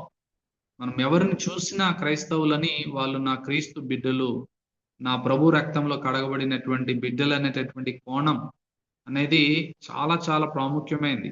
అది దేవుడు చూడాలనుకుంటున్నటువంటి విషయం. ఇన్వాల్వ్మెంట్ కొంతమంది ఈ దినాల్లో జరుగుతున్నది ఏంటంటే ఒక సంఘం అంటే ఇంకొక సంఘానికి పడదు, ఒక సంఘాన్ని ఇంకొక సంఘం దూషించడం, ఒక క్రైస్తవుని ఇంకొక, అంటే డినామినేషనలిజంగా చూస్తున్నారే తప్ప క్రీస్తు శరీరంగా చాలా మంది చూడలేకపోతున్నారు. అలాంటి దుర్దినమైనటువంటి, అలాంటి బాధాకరమైనటువంటి పరిస్థితులలో ఈరోజు మరి క్రైస్తవ సార్వత్రిక సంఘం వెళ్ళటం చాలా విచారకరం. కానీ సంఘాలన్నీ కూడా క్రీస్తు శరీరమే. డినామినేషన్స్ ఉండొచ్చు, అన్ని పరిస్థితులు ఉండొచ్చు, కానీ సంఘములు అన్ని కూడా క్రీస్తులో ఉన్నటువంటి అవయవాలే అనే విషయాన్ని మనం ఇక్కడ జ్ఞాపకం చేసుకోవాలి. అందరితో మనం ఇన్వాల్వ్మెంట్ కావాలి. లోకంలో ఉన్న వారితో మంచిగా మాట్లాడతారు, కానీ వేరే క్రైస్తవులతో ప్రాముఖ్యంగా ఇన్వాల్వ్మెంట్ కనీసం విష్ కూడా చేయలేనటువంటి ఒక శత్రువులాగా చూస్తూ ఉంటారు ఈ దినాల్లో. అంటే అందరు కాదు, కానీ బయట కొంతమంది. అది మంచి యాటిట్యూడ్ అనేటటువంటిది కాదనమాట బైబిల్ ప్రకారం. కనుక పేతురు ఇన్వాల్వ్మెంట్, పరిశుద్ధులతో జాయిన్ అవ్వటం, ప్రత్యేకంగా కలుపుగోలుతనం అనేది, విష్ చేయటం అనేది సంఘాల్లో ఈ రోజు చూస్తే విషింగ్ అనేది. ఎందుకోసం బైబిల్లో స్టార్టింగ్ లో ఫెలోషిప్ లో ఒక విషయం ఏంటంటే పరిశుద్ధమైనటువంటి ముద్దుతో ఒకరినొకరు అనేటటువంటి మాట ఉంది. అంటే వందనములు చెప్పుకొనుట అనేటటువంటిది చాలా అద్భుతమైనటువంటి మాట. సో అక్కడ ఆ విధంగా మరి మనం మొదటి విషయంలో చూస్తున్నాం, ఇవాంజలిస్ట్ అంటే పర్సనల్, వ్యక్తిగతంగా పరిచయం చేయాలంటే ఆ విధంగా ఇన్వాల్వ్మెంట్ ఉండాలి. 2, ఏం చేయాలి వ్యక్తిగత పరిచర్యలో అని అంటే పేతురు ఏం చేస్తా ఉన్నాడు 34, 35 వచనాలు అంటే, పేతురు అయినయా యేసుక్రీస్తు నిన్ను స్వస్థపరచుచున్నాడు, నీవు లేచి నీ పరుపు నీవే పరుచుకునమని అతనితో చెప్పగా వెంటనే అతడు లేచెను. లుద్దాలోను షారోనులోను కాపురం ఉన్న వారందరూ అతను చూచి ప్రభు తట్టు తిరిగిరి. ఇక్కడ మనం చూసే రెండవ గుర్తు ఏంటంటే ఎఫెక్టివ్ పర్సనల్ మినిస్ట్రీలు. సెకండ్ మార్క్ ఏంటంటే Peter was Christ exalting man అన్నమాట. క్రీస్తుని హెచ్చించే పేతురు క్రీస్తును చూపించి క్రీస్తుని హెచ్చించేటటువంటి వార్తికుడు. అంటే ministry effective for Jesus Christ must seek to exalt him. మన యొక్క పరిచర్యలో, మన యొక్క జీవితంలో క్రీస్తుని హెచ్చించి చూపించేటటువంటి మరి పరిచర్యనే పేతురు చేశాడు తప్ప నాట్ ప్రమోట్ హిమ్సెల్ఫ్. అతనిని హెచ్చించుకోవడానికి, అతన్ని చూపించుకోవడానికి పరిచర్య చేయలేదు ఎక్కడ కూడా. కానీ దానికి యాంటీగా ఈ దినాలలో జరుగుతుంది. క్రీస్తుని చూపించడానికి బదులు వారిని వారు చూపించుకుంటున్నారు. క్రీస్తుని ఎగ్జాల్ట్ చేయడానికి బదులు వారిని వారు ఎగ్జాల్ట్ చేసుకుంటున్నారు.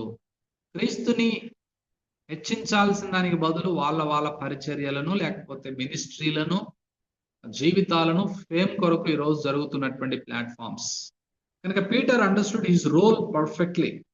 పేతురు తన జీవితంలో ఉన్నటువంటి పాత్రని పేతురు మరి ఖచ్చితంగా తెలుసుకున్నటువంటి వాడిగా మనకి కనబడతా ఉన్నాడు.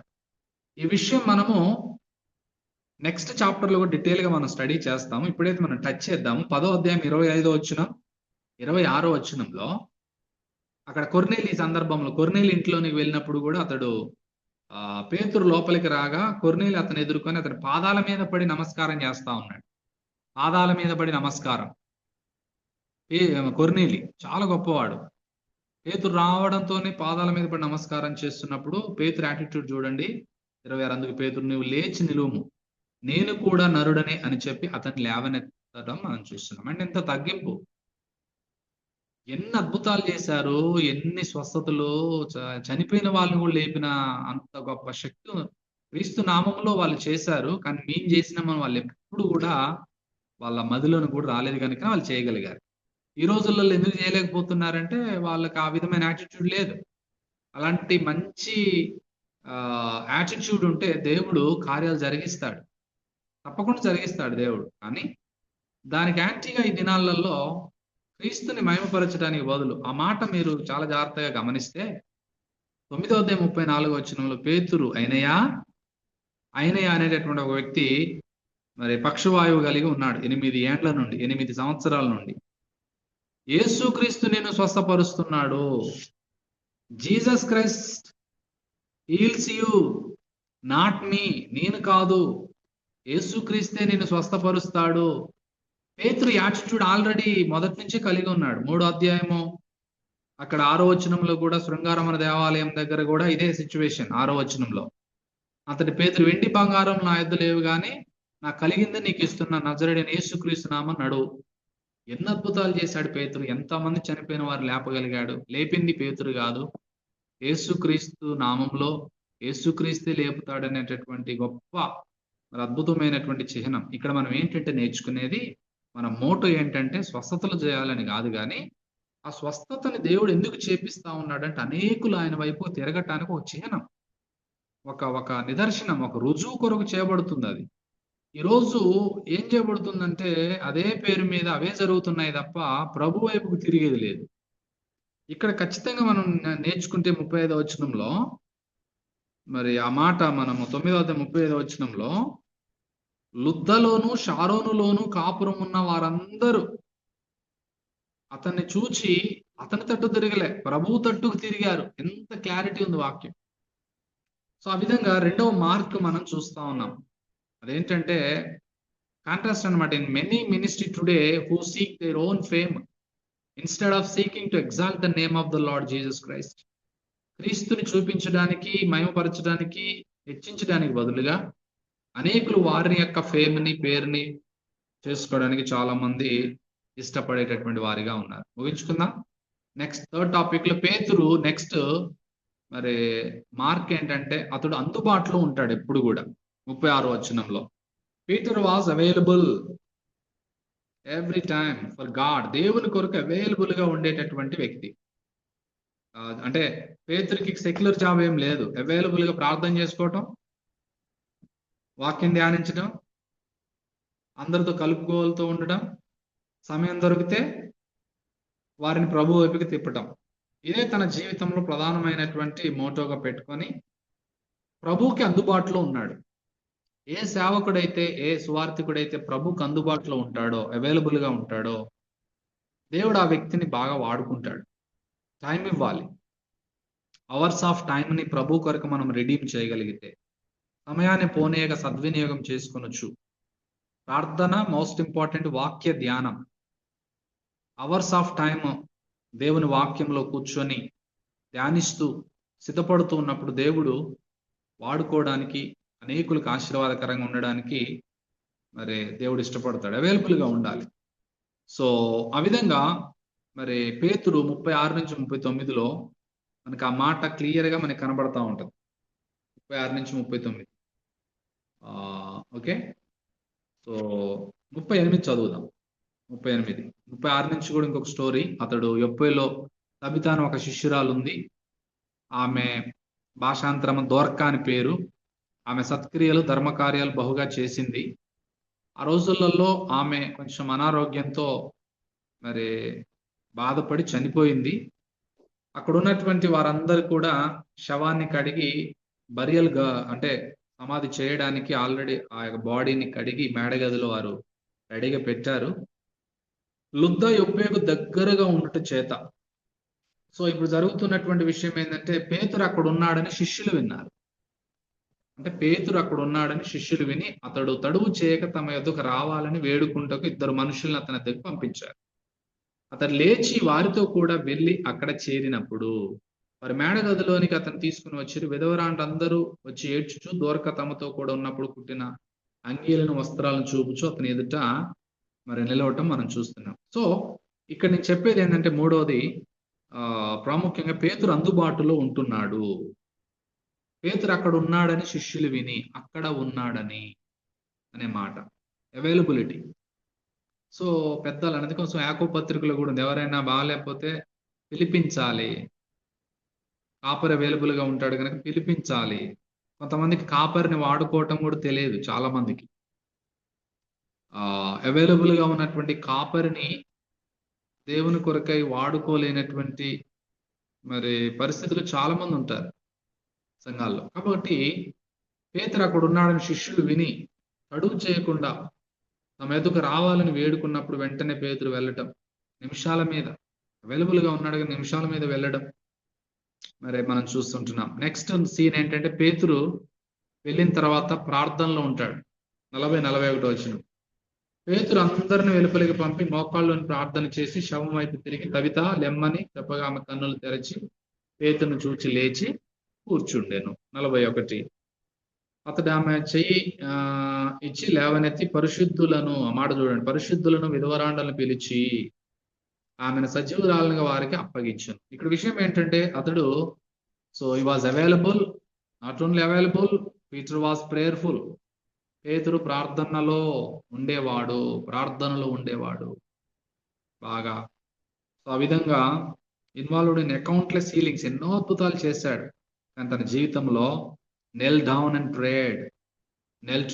prayed, మోకాల్లోని ప్రార్థన చేసే అనుభవం పేతురు జీవితంలో నిజంగా చచ్చిపోయిందాక ఈ భక్తులంట వాళ్ళ కాళ్ళు మోకాళ్ళు వంటే పాదాల్లాగా మారిపోయేంత మరి ప్రార్థనా పరులుగా వారు ఆ దినాలలో వారు ఉండటం నిజంగా మరి ప్రేయింగ్ అనేది, ప్రార్థించిన వెంటనే చచ్చిపోయినటువంటి తబిత లేవటం ఇదంతా గొప్ప అద్భుతం. ఆ విధంగా మరి లెమ్మనగా ఆమె కన్నులు తెరిచి పేతురును చూసి లేచి కూర్చుంది. అప్పుడు ఆమె చెయ్యి ఇచ్చి లేవనెత్తి పరిశుద్ధులను విధవరాండ్లను పిలిచి ఆమెను సజీవురాలనిగా వారికి అప్పగించి. ఇవన్నీ ఎందుకు అద్భుతాలంటే అనేకులు ప్రభు వైపు తిరగాలి అని. So Peter was prayerful. లాస్ట్ది మరి పీటర్ వాస్ ఫ్రూట్ఫుల్. పేతురు మరి యొక్క ఫలితం, ఇంకొకటి పేతురు యొక్క ఫలితాన్ని గురించి చూస్తున్నాం. 5వది అంటే ఫ్రూట్ఫుల్ గా ఫలం. పేతురు యొక్క ఫలం ఏంటంటే 42వ వచనంలో, ఇది యొప్పే అన్నంతటా తెలిసినప్పుడు అనేకులు ప్రభువునందు విశ్వాసం ఉంచారు. ఇది ultimate agenda for ministry. Ultimate agenda ఏంటంటే హీలింగ్ కాదు, దాని ద్వారా అనేకులు ప్రభువునందు విశ్వాసం ఉంచటమే. హీలింగ్ కంటే గొప్ప మిరాకిల్ ఏంటంటే ప్రభు వైపుకి తిరిగి ప్రభువునందు విశ్వాసం ఉంచటం, మారు మనసు పొందటం, ట్రాన్స్ఫార్మ్డ్ లైఫ్ చెందటమే గొప్ప అద్భుతం. సో అది పేతురు జీవితం ద్వారా అనేకులు ప్రభువునందు విశ్వాసం ఉంచడం అనేటటువంటి ఫ్రూట్ ని మనం చూస్తున్నాం. లాస్ట్ది 6వది ఏంటి అని అంటే పేతురు ఏం చేస్తా ఉంటాడంటే ఇక్కడ మధ్య గోడలను పడగొట్టేటటువంటి వాడిగా ఉన్నాడు. ఈరోజు ఇవాంజలిస్టులుగా, క్రిస్టియన్స్ గా మధ్య గోడలను పడగొట్టేటటువంటి వారిగా ఉండాలి. ఏంటి మధ్య గోడ అని అంటే మీకు అర్థమయ్యేటట్టు చెప్తాను. లాస్ట్ వచనంలో పేతురు యొప్పేలో సీమోను ఒక చర్మకారుని యొద్ద బహుదినములు నివసించడానికి ఇష్టపడ్డాడు. ఇక్కడ నేనేం చెప్పాలనుకుంటున్నానంటే లాస్ట్ నేను చెప్పేసి ముగిస్తాను 2 minutes లో. అంటే పౌలు గారు కూడా రాస్తాడు ఎఫ్ఎస్సి పత్రికలో అద్భుతంగా. ఏమని రాస్తాడంటే, మాకును మీకును ఉన్నటువంటి ద్వేషం, ఉభయుల మధ్య ఉన్నటువంటి మధ్య గోడని పడగొట్టి ప్రభువారు పడగొట్టాడు దాన్ని. సో అందుకోసమే పేతురు మరి ఇవన్నీ కూడా ఈ గోడలన్నీ పడగొట్టుకుంటూ మనుషుల మధ్య ఉన్నటువంటి గోడలు, మతాలనే గోడలు, ప్రాంతాలనే గోడలు, కులాలనే గోడలు, కమ్యూనిటీలనే గోడలు, రంగులనే గోడలు, సో ఇలాంటి ఎన్నో విధమైనటువంటి వ్యత్యాసాలని పడగొట్టుకుంటూ కంచెలను దాటుకుంటూ ఈ చర్మకారుడు అయినటువంటి సీమోను, అంటే డ్రై స్కిన్ క్లోత్స్ కలిగినటువంటి పనిలో ఉన్నటువంటి ఒక విధంగా మన భాషలో అదనమాట. అలాంటి ఒక నిరాకరించబడినటువంటి ఆల్రెడీ సమరయ ప్రాంతానికి వెళ్ళడం, అన్యుల దగ్గరికి వెళ్ళటం. పేతురు తన జీవితంలో he was free from pre judice అని అంటారు. అంటే అర్థం ఏంటంటే అతడు మరి పక్షపాతం లేని వాడిగా. పక్షపాతం అంటే అర్థం ఏంటంటే మనుషులకు మధ్య ఉన్నటువంటి ఏమంటారు, ఇప్పుడు మన భారతదేశంలో బాగా ఉన్నది కులతత్వం అనేటటువంటి పరిస్థితి. అంటరానితనం అంటారు దాన్ని, అంటరానితనం. సో ముట్టు, అంటరానితనం, ఇలాంటివి ఎన్నో పాటిస్తారు. ఒక జోక్ ఏంటంటే ఒక మామూలుగా ఒక జోక్ వీడియోలో చూసాను నేను. ఏంటంటే అది నీళ్ళు ఒక ప్రాంతంలో నీళ్ళు వచ్చినాయి. నీళ్ళు తీసుకురావడానికి పెద్దలు లీడర్స్ ఎంతో కష్టపడి నీళ్లు తీసుకొచ్చారు ఒక మారుమూల ప్రాంతానికి, గ్రామానికి. తీసుకొస్తే ఆ నీళ్లు నీళ్లు ఓపెన్ చేసి పట్టుకునే దగ్గర వాళ్ళు అక్కడ ఏం చేస్తా ఉన్నారంటే మంత్రాలు జపిస్తా ఉన్నారు. అప్పుడు ఆ పెద్ద ఆయన చూసి, ఆ లీడర్ చూసి మరి ఏమంటాడంటే అక్కడ ఉన్నటువంటి వారితో, వీళ్ళకి నీళ్లు ఎట్లా రప్పించాలో తెలియదు కానీ వచ్చిన నీళ్ళకి ఎట్లా మంత్రాలు చెప్పాలో వీళ్ళకి బాగా తెలుసు, వీళ్ళు ఎప్పుడు బాగుపడరని ఆయన చెప్తా ఉన్నాడు. సో ఆ విధమైనటువంటి పరిస్థితి ఈ రోజు మరి ఉండటం చాలా బాధాకరం. బైబిల్ దానికి తావు లేదు. దేవుడు ఆ గోడలను పడగొట్టాడు.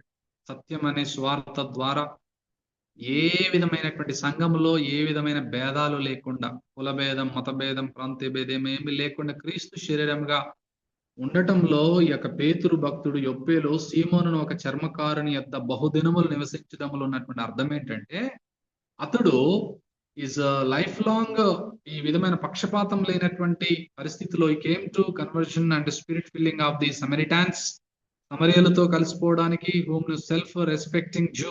యాక్చువల్లీ యూదులు సమరియలతో కలవరు, అలాగనే ఇతరులతో కలవరు. అలాంటి పరిస్థితిలో డీలింగ్స్ ఉండవు. At Peter had been forced to welcome them as brothers in Christ. క్రీస్తుని బట్టి, క్రీస్తులో అందరం మనం ఒకటే. In this seemingly insignificant footnote, at another wall comes down. ఇక్కడ ఇంకొక గోడను గురించి నేను చెప్తున్నాను 43వ వచనంలో.